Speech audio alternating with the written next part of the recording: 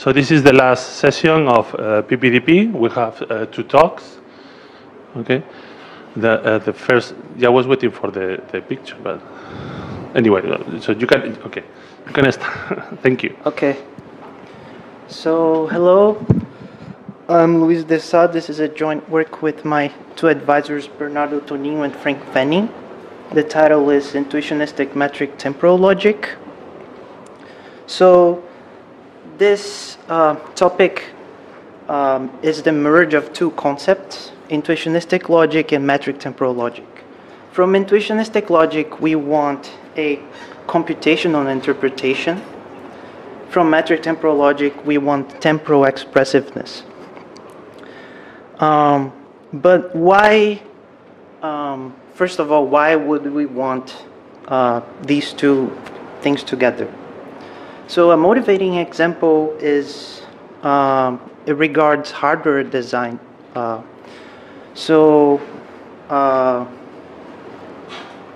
of our goals is to design a programming language that models low-level hardware. By low level, I mean even before the clock. So we want to be able to model digital gates precisely. And, well, as you can imagine, it's pretty complex. But most of the complexity comes from just the temporal behavior of hardware. So here I have a very simple example, which is the simplest digital gate possible, the inverter. If you give it a 1, it gives you a 0. If you give it a 0, it gives you a 1. But its temporal behavior is not as simple as you would imagine. So here in the picture I show, here in the picture I show that you have an input and it's stable during a certain amount of time, and the output is shifted both at the beginning and the end, but it also has a duration of time. And the intuition here is that if you want the output to be stable for a long time, then you keep the input stable for a long time as well. So it's sort of proportional. How can we model that precisely? So, well, one idea is temporal logic. So let's entertain the idea of using linear temporal logic, which is the most widely known temporal logic. It has the normal propositions and, or, blah, blah, blah, and also has the temporal modalities. So it has a next time modality, forever and eventually. So next time just means, well, A holds next time from now. This would be a subset of linear temporal logic. There are many kinds of linear temporal logic, but this is like a simplest one. Forever means A holds every time starting from now, and eventually means A holds somewhere starting from now. So, okay, does this logic solve our issue of modeling this? Not really, because we don't really have the notion of duration, and we also don't have real time.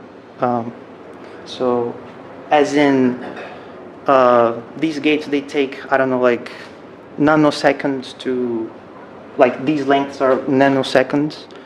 But, and you can choose like the least, the smallest amount of duration to make it discrete, because you compose these circuits in a way that there's always like a new minimum duration, so it doesn't work that way.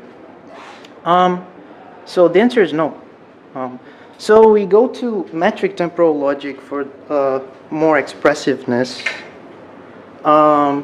Here, this is classical metric temporal logic, okay, which until now is the only one. So they have a box and just like the LTL, they have a box and a diamond operator, but they index the operator with an interval, A, B. meaning, so the box means that A holds during interval AB, and the diamond means that A holds somewhere within the interval. Does it model our gate better? It does, but it's still not what we want, because we want an intuitionistic logic, not a classical logic.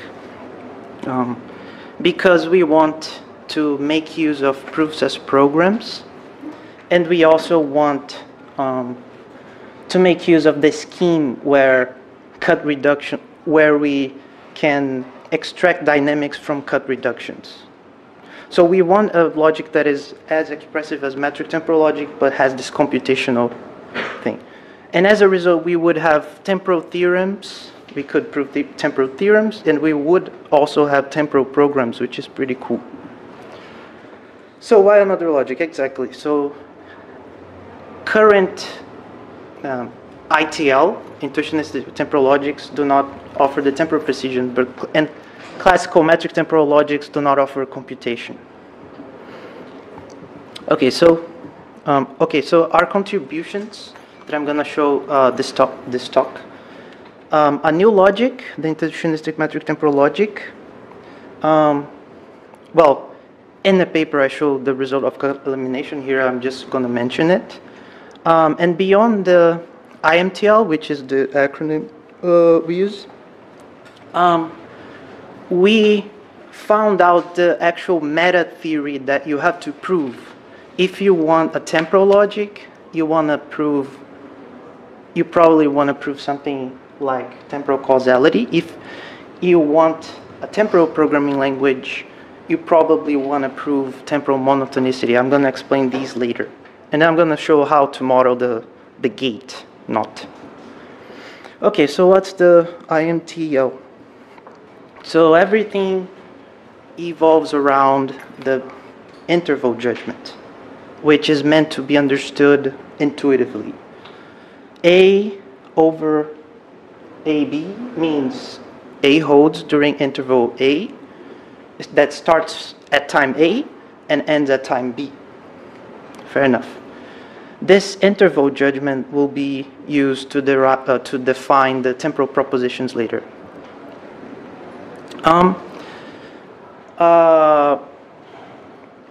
So we have a hypothetical judgment, or a sequent, which is, as usual in sequent calculus, a bunch of hypotheses and then like a conclusion on the right side. So as usual, this means A over AB holds if A1 over A1 B1 and A2 over A2 B2 and AN over AN BN. However, there is a different factor here, which is this S. We annotate the sequent with the present time. So we assign proofs a moment in time, S, which is the present time of the proof. Right.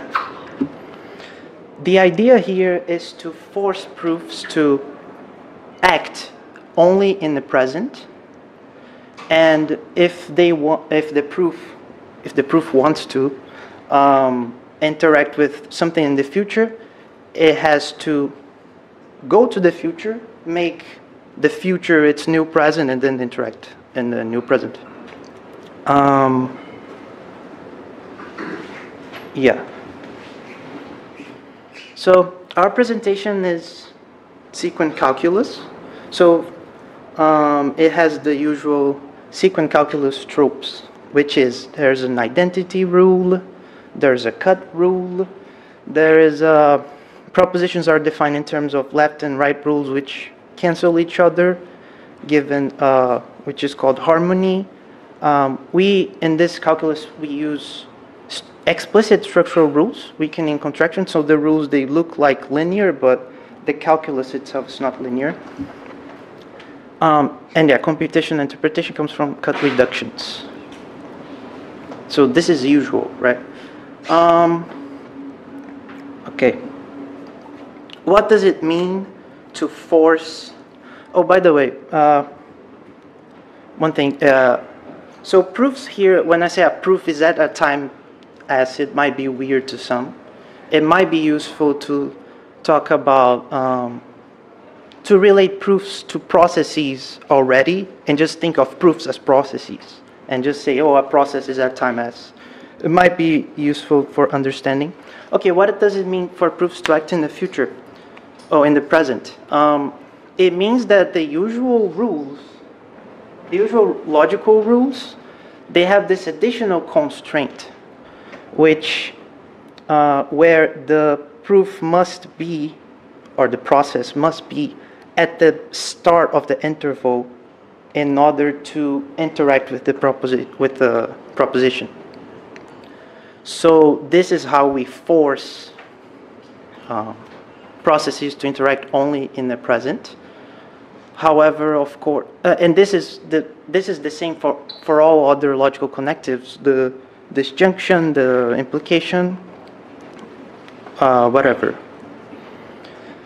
And of course, if we need a way for processes to interact with things in the future, the way we do that is using a new structural rule, which is the delay rule, which forwards a process through time. So here I go from S to U. U must be greater than S, because a crucial part of this rule is that we cannot go back in time ever. Okay. And a detail is that U must be less than A, because a process cannot simply ignore its own conclusion.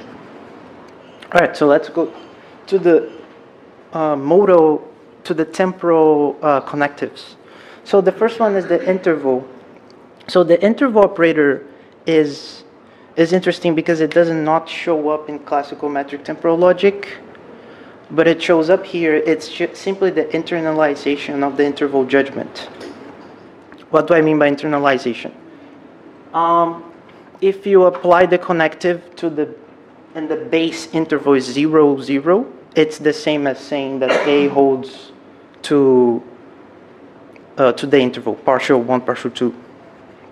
But more generally, we just add the intervals pointwise. And here are the rules. So it's simply the internalization of the judgment. Okay, so I'm going to show two examples of proofs, of propositions, sorry. So let's say we want to prove this thing. So we want to prove this proposition, which is an implication at time 0, 0, at point 0, 0, and we are at time 0. So we are at time 0. We want to prove that proposition. Okay, so to think this through, we need to think like intuitionistically, like computationally. What does a proof do to realize this proposition? All right. So what it does is it needs to prove the thing on the right side, which is a conjunction here. So it needs to prove A and B during this interval, which is in the future. But it can do that because it's simply there, right? In the future, when I get to time 2, when I get to interval 2 to 5, there is going to be this proposition available, and I can just extract A and B so I can prove this thing. So yeah, fair enough. But then what happens if you change it to disjunction? So when you get to, so we know that at time 2, there will be either an A or a B available, but at time 0, we don't know which one it is, right? So how can we conclude this thing at time 0 if you don't know, like, if it's either A or B? Like, there's no way to do that. The only way to prove this is if I'm able to predict the future, or if I'm able to somehow go to time 2 see whether it's A or B, and then like go back to the past, and then construct the conclusion. In other words, this is not provable in IMTL, and it shouldn't be, because it breaks the flow of time. All right. Bear in mind that if in classical logic, this would be fine, this would be provable, because, well, in classical logic, you don't need to say whether it's left or right to prove a disjunction, okay? So this holds just fine. But intuitionistically, computationally, it doesn't make sense. Okay. We also have box and diamond. Here the box is temporal parametricity and the diamond is temporal uncertainty. They are dual, just like an intuitionistic for all and an intuitionistic existential. Okay, a few details about that, but I'm going to leave it at that. Here the NOT gate example. So here we use a bit as a disjunction of two true propositions. So it's simply just like the data saying whether it's low or high. And the proposition below implements the gate to a certain level of abstraction. So the way we read that is that a gate is like a service in a sense. You can use it whenever you want. That's why it starts with a box, 0 to infinity, meaning, actually I might have skimmed this way too fast. So this is, so box A, B, A means A holds for all subintervals, and the diamond means for some subintervals. So subinterval is an important keyword here. And the next is for a point in the interval. So the circle is for a point in the interval. The square is for a... No, the circle is also related to an interval. It's not a point. Yeah. The difference here is that the box A can hold for all subintervals of the interval. The diamond can hold for some subinterval, and the circle holds definitely through the entire interval, but it's certain. There's no choice and abstraction going on here. Yeah, I think I called the circle like a temporal certainty or something. I forget now. Okay. So the way we read this is that the box 0 to infinity actually means, okay, you can pick any interval actually, because any interval is the subinterval of this interval. Of course, an interval in the future. And then there's the circle. So the circle, what does it mean? So these gates, they don't work for any duration. If you give like a extremely small duration of input, this gate is just going to fail. It's not going to work. So this circle 0D, it acts as a whatever interval you choose for the box, you have to add a duration D to it. So after the circle, the interval is always going to have a minimum duration D. Okay, so this distributes over to the implication, which means that you set your interval. What you get as a return is the same interval a bit, right? During the same interval, but shifted this amount, which is partial P, partial C, which in hardware community they call it propagation delay and contamination delay. So it's cool that we can model these things using the logic. All right, metatheory. So our central theorem is cut elimination. A surprise result is that we needed something that looked like these rules is split and impossible. It's hard to explain them right now, but this is a cool like technical detail. So cut elimination, yeah. So cut elimination is something that we want for logics, right? A logic without cut elimination is kind of weird. It's like it's global soundless. So, but what do we want to prove in terms of time? So there's a temporal metatheory to that. So a temporal logic, intuitionistic, should not prove something that breaks the flow of time. So the example of this, the disjunction is a good example. Should not be possible to prove it. And in the paper we have like a formal definition for it, and we call it temporal causality. But it's not enough for temporal programming. Temporal programming means that we want proofs to relate to a sequence of actions through time that always advance time or keep the time as it is, but never go back in time. So it's possible for it to have a logic that respects causality but not monotonicity.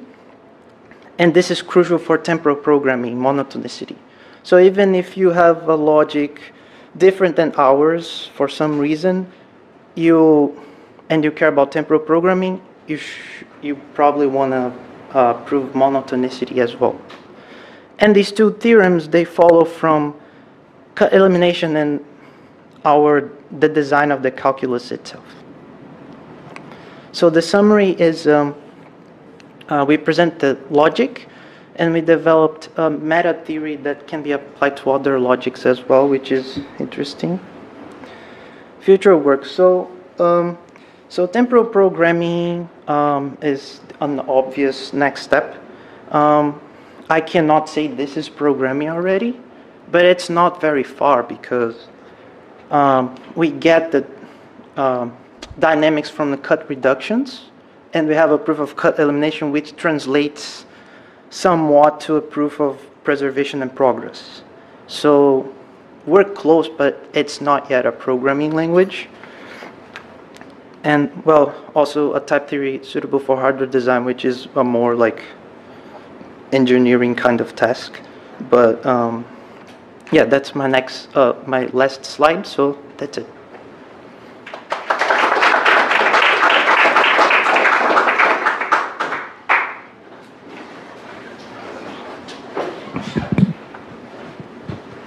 Thank you. So throughout the presentation, you presented these intervals as sort of being on a linear timeline, and I guess the assumption is, well, this is reals. But have you considered what happens if you change your domain to something else, maybe a branching time, maybe actually discrete time? Does this map back to intuitionistic LTL, for example, or CTL in the other case?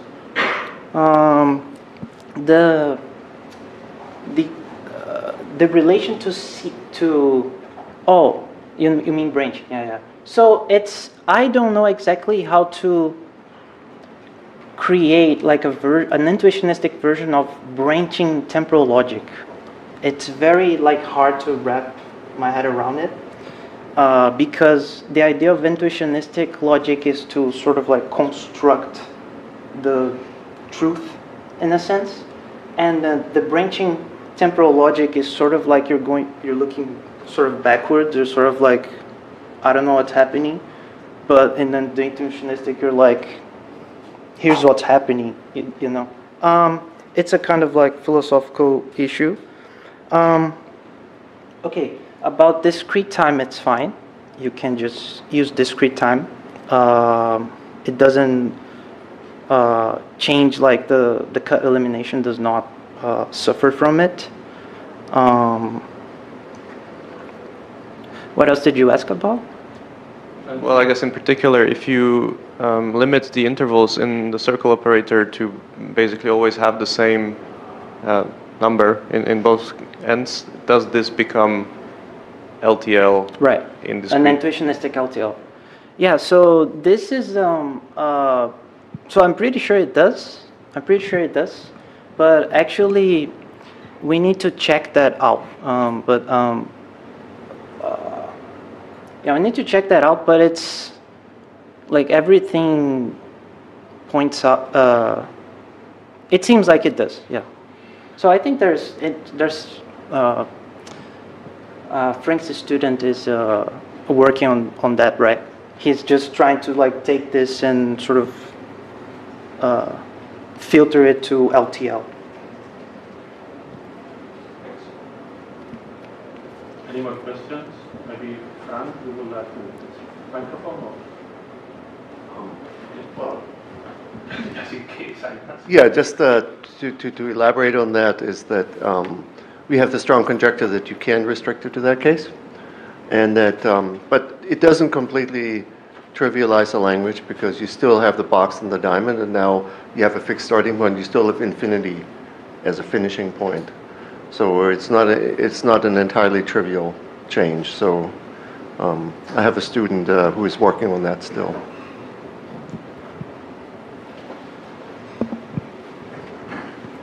More questions? No, I think we are going. So thank you.